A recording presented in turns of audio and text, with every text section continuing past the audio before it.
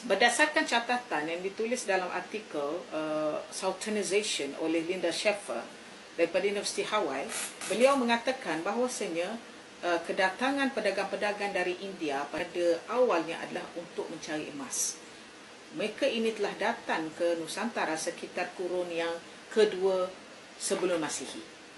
Mereka telah datang kurun yang kedua sebelum Masihi apabila mereka gagal untuk meneruskan pencarian emas mereka di kawasan Siberia. Disebabkan terdapat banyak penjahat-penjahat di sepanjang jalan, di antaranya orang-orang Sumeria, yang mereka terpaksa berhadapan dengan orang Sumeria untuk pergi ke Siberia. Justru itu mereka telah mencari tapak baru untuk melombong emas, untuk mencari emas ini, maka Nusantara lah tempat mereka. Dalam tulisan Sultanization itu, Linda Schaefer telah menyebut bahawasanya inilah kali pertama orang-orang daripada India datang ke bumi Nusantara. Maknanya tidak ada hubungan sebelum itu. Ia berlaku pada 2 ataupun 3 BC. Dan bayangkan pihak Keturah tadi berlaku pada tamadun Champa itu berlaku pada 1500 BC. Maknanya berapa kurun itu? Beribu jarak penemuan pedagang-pedagang emas Nusantara ke Nusantara, pedagang-pedagang daripada India ataupun pelombong-pelombong emas daripada India datang ke Nusantara ini pada kurun yang ke-2 atau 3 BC berdasarkan catatan dalam artikel Sultanization itu. Manakala catatan tentang wujudnya tamadun Champa itu 1500 BC. Jadi kalau ikut pemikiran yang waras, akal yang waras, maka sudah ada tamadun di bumi ini. Maknanya tamadun Nusantara ini bukan bergantung kepada pedagang-pedagang India ataupun pelombong-pelombong emas datang daripada India itu. Manakala daripada Buddha, pedagang-pedagang Buddha daripada China datang kemudian, lebih lewat daripada pedagang-pedagang India. Bermula daripada situ, maka pedagang India mula bertukar-tukar barang di kawasan Nusantara ini. Antaranya barang dagangan yang masyhur pada ketika itu daripada India adalah kain kapas. Bermula daripada pelombongan emas dan penjualan kain kapas, maka bermulalah hubungan dengan India. Tetapi mereka itu telah datang sudah lewat. Hakikatnya hubungan dengan Mesopotamia itu lebih awal, berdasarkan kepada catatan yang menyebut bahawasanya ada hubungan kontak dengan orang Batak sekitar 700 BC. 700 BC ini mengikut catatan atau timeline ialah zaman Nabi Ayub.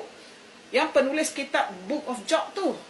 Penulis kitab Book of Job itu, ya, mengikut data yang dikemukakan oleh John Hadley, bahawasanya Book of Job itu menyerupai tulisan yang ditulis dalam Al-Quran. Dan tulisan dalam Book of Job itu dalam tulisan bahasa Arab dan tulisan Arab berdasarkan maklumat yang dikemukakan oleh John Hadley. Boleh rujuk buku Book of Job by John Hadley.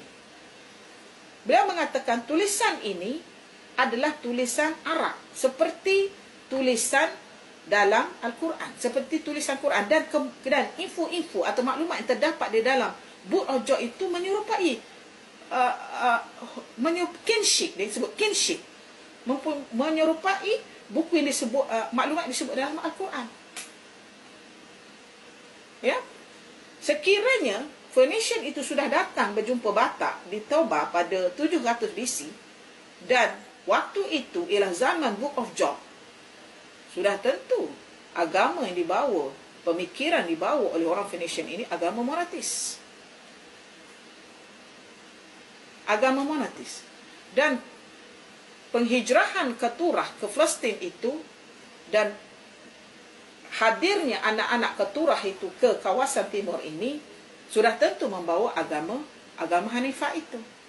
Untuk makluman ya, agama Nabi Ibrahim ialah agama Hanifah.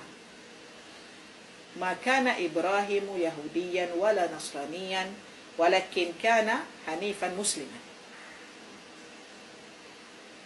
Ya, Nabi Ibrahim itu bukannya Yahudi, Nabi Ibrahim itu bukannya Nasrani, tetapi Nabi Ibrahim itu adalah Hanifan Musliman. Seorang yang Hanifah, yang Musliman. Kalau siapa tahu nahwu Arab, dia boleh takrifkan apa maksud musliman di situ. Musliman di situ ialah sifah kepada Hanifah. Hanifah merupakan mausuh kepada musliman. Maknanya Hanifah dengan musliman itu satu bentuk maksud yang sama. Cuma apakah agama Nabi Ibrahim? Agama Nabi Ibrahim disebut agama Hanifah. Apakah bukan Islam? Ini cukup bahaya. Sebab itu kena faham bahasa Arab tu dengan baik.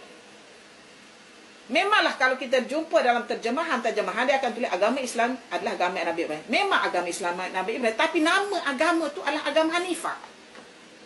Dia adalah agama yang monoteis, tauhid. Sebagai contohnya, zaman Nabi Daud, dia panggil Nabi Islam ke? Dia panggil syariat Daud. Zaman Nabi Musa, dia panggil syariat Musa. Nabi Isa, syariat Isa. Perkataan Islam itu hanya digunakan ketika Nabi Muhammad SAW mengiktiraf agama yang penutup ini. Agama penutup ini dikenal kepada Islam itu pada Haji Wida itu. Ketika khutbah dia yang terakhir itu. Masa Fathul Makkah itu. Disebut semua daripada agama Nabi Adam, Idris, Nuh, Hud, Saleh dan sehinggalah ke zaman Nabi Isa AS dikonklusikan itu adalah agama Islam. Tetapi pada setiap zaman Nabi-Nabi itu dia ada syariatnya. Syariat agama Hanifah, syariat Zabur, iaitu bagi Daud, syariat Taurah bagi Musa, syariat Injil bagi Isa. Tapi semua itu secara konklusinya adalah agama Islam, iaitu agama yang mentauhidkan Allah. Dia adalah monoteis. Disebabkan itu, semasa datang ke Nusantara itu, mereka tidak membina berhala, tidak mencipta berhala, tidak membina patung dan sebagainya. Kerana agama monoteis itu melarang keras kepada kekufuran. Jadi sekiranya kita ingin berdasarkan kepada adanya bukti berhala, adanya bukti statue ataupun gambar-gambar menunjukkan wujudnya, ataupun penulisan itu adalah penulisan batu bersurat itu adalah nama raja-raja daripada India, dewa-dewa dan sebagainya, itu datang sesudah itu.